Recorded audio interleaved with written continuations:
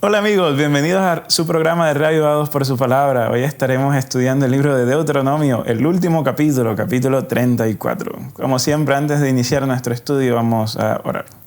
Buen Dios, ayúdanos al estudiar la muerte de Moisés, de este gran líder, a ver el valor de una vida, a ver y reflexionar la importancia del proceso y no solo del destino. En Jesús. Amén. Capítulo 34, que cierra el libro de Deuteronomio, nos va a hablar acerca de la muerte de Moisés. Claramente nosotros vemos a Moisés como personaje que se introduce desde el libro de Éxodo y como autor lo vemos desde el libro de Génesis. Obviamente el capítulo 34 es algo que él no pudo haber escrito porque se registra su muerte. Entonces el capítulo 34 debió haber sido escrito por alguien cercano a él que documentó en este caso la muerte de Moisés. Es posible que haya sido Josué, que añadió el capítulo entonces 34 al libro de Deuteronomio para allí dejarlo como un registro de la muerte de este gran líder. O pudo haber sido otra persona de la cual nosotros no tenemos conocimiento. Lo importante es ver cómo se sintió importante, aún después de haber culminado la obra literaria de Moisés en el capítulo 33 del libro de Deuteronomio, incluir una reflexión sobre la muerte de este líder. Cuando pensamos en la muerte es algo que es inevitablemente triste. O sea, no hay forma de estar alegre frente a la muerte. Cuando hay una muerte siempre va a haber tristeza, aunque sea para algún grupo de personas. Ahora, en el caso de Moisés, la muerte de Moisés fue motivo de tristeza para muchos. De hecho, en el versículo 8 dice que lloraron los hijos de Israel a Moisés en los campos de Moab 30 días y así cumplieron el llanto y el luto por Moisés. Esto nos hace recordar por allá cuando vemos en el libro de Números la muerte de Aarón. De igual forma, ustedes saben que el pueblo de Israel lloró a Aarón de una forma muy similar a través de esta expresión de duelo y luto de llorar por 30 días. Moisés igual, otro gran líder, llegaba a su fin. Entonces nosotros en Deuteronomio 34 evidenciamos lo que es un cambio generacional. La generación antigua estaba muriendo. Con Moisés y Aarón, básicamente la memoria histórica de la liberación del pueblo de Egipto, del tránsito por 40 años del desierto, se estaba yendo a la tumba. Josué y Caleb obviamente aún quedarían para guiar al pueblo, para brindarle instrucción, pero los jefes de las casas, de las tribus, la mayoría de los miembros de las tribus eran personas relativamente nuevas y sobre ellas iba a estar el destino de lograr la promesa de Dios de conquistar la tierra de Canaán, de cumplir con esa promesa de que esa tierra que se le había prometido a Abraham, a Isaac y a Jacob iba a terminar siendo entonces de la nación de Israel. Hemos hablado en varias ocasiones de lo triste que debió haber sido para Moisés el asumir, subir al monte y asumir que él no iba a entrar a la tierra por la cual tanto había luchado. Pensar en que cuántos sacrificios se habían hecho con tal de lograr que el pueblo de Israel pudiese entrar a la tierra de Canaán. ¿Cuántas veces no tuvo Moisés que llegar y decirle a Dios, prefiero que me destruyas a mí antes que destruyas al pueblo?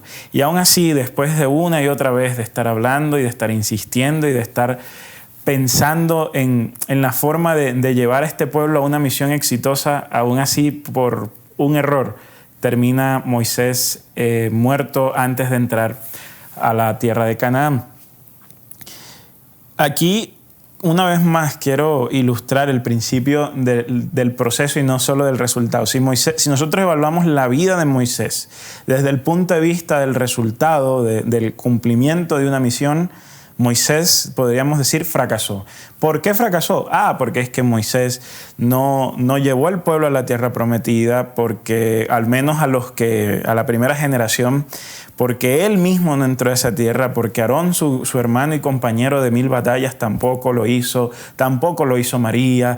Entonces, podríamos ver desde esa perspectiva que la vida de Moisés no fue exitosa. Cuando llega la muerte y cuando ella se acerca es cuando reflexionamos sobre, ¿qué es una vida bien vivida? ¿Cuál es el valor de una vida bien vivida? ¿En qué consiste eso? Y siempre nos enfocamos, bueno, quizás en esos puntos o en esos elementos, en esas cosas que logramos, en los títulos que logramos, en las cosas materiales que alcanzamos.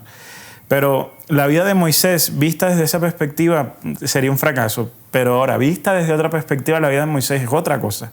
Porque listo, bien, Moisés no llevó al pueblo hasta la tierra de Canaán, a ese pueblo que salió de Egipto.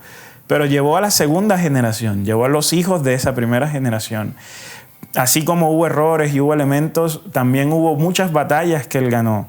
Hubo momentos históricos en los cuales él tomó el lugar que se le había asignado como líder de este pueblo y decidió avanzar y decidió al menos llevar al pueblo a las orillas mismas de la tierra de Canaán. Entonces el proceso de en qué persona se convirtió Moisés. Porque si dejásemos de pensar en las cosas que alcanzamos u obtenemos y empezásemos a pensar en el tipo de personas en la que nos convertimos, entonces desde ese punto Moisés sí es un éxito.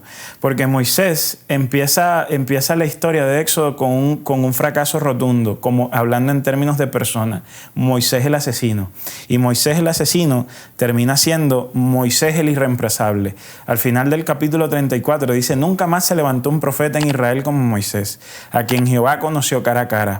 Nadie como él por todas las señales y prodigios que Jehová le envió a hacer en tierra de Egipto, contra el faraón, sus siervos y toda su tierra, por el gran poder y los hechos grandiosos y terribles que Moisés hizo a la vista de todo Israel. Nunca más se levantó en Israel un profeta como Moisés. Entonces, en términos no de resultados, en términos no de planes y éxitos, sino en términos de qué tipo de persona se convirtió en Moisés, Moisés fue un éxito rotundo. De un tipo que era capaz de asesinar y huir para no pagar las consecuencias, pasó a ser un tipo con el que Jehová habló y conoció cara a cara. De un tipo que mucho tiempo le puso excusas a Dios y buscaba y trataba de evitarlo, pasó ahora un tipo a través del cual Jehová hacía milagros, señales, prodigios ante Israel y ante todos los que quisieran escuchar.